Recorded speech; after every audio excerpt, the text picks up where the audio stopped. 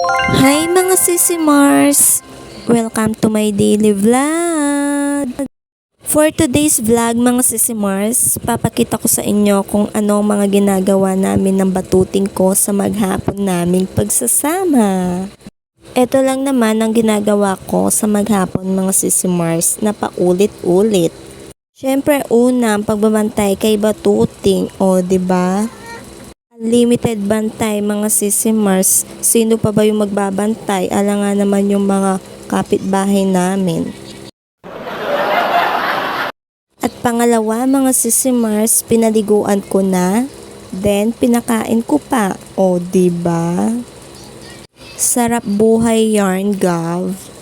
Marunong naman siyang kumain mag-isa mga Sisi Mars kapag nasa mood siya.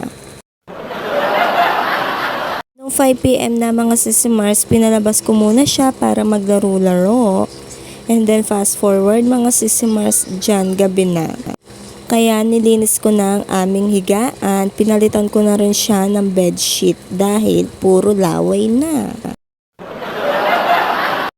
Para naman humimbing ang tulog ko mga Sisi Mars. Dahil nga 'di ba sabi ko mga Sisi Mars, ayaw na ayaw kong marumi at mabaho ang inihigaan ko. Dahil hindi ako komportable.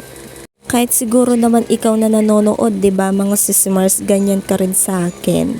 Kaya habang wala si Batuting mga Sisi Mars, ayan, pinalitan ko na ng bedsheet. Diyos ko, kung nandyan pa siya, bukas kami matatapos. At pagkatapos niyang naglaro, napagod siya. Ayan, nagpasangkap siya ng Didi. Didi ni Batuting. Walang kapagurang laro-laro. At syempre, hindi mawawala ang night routine ni Inday.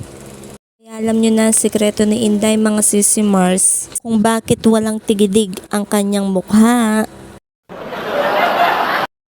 Yes po mga Sisi Mars, tama po kayo. Nagre-review po si Inday. Comment mga Sisi Mars kung alam nyo ang ginagamit ni Inday.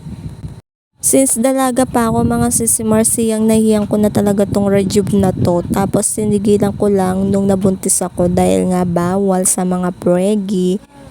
Then nung nanganak na ako, tapos makalipas ang 1 month lang, tinuloy ko na ulit. O ayan na, 'di ba?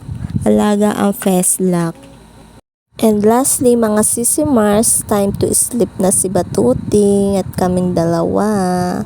O 'di ba, nagpapatulog na niya.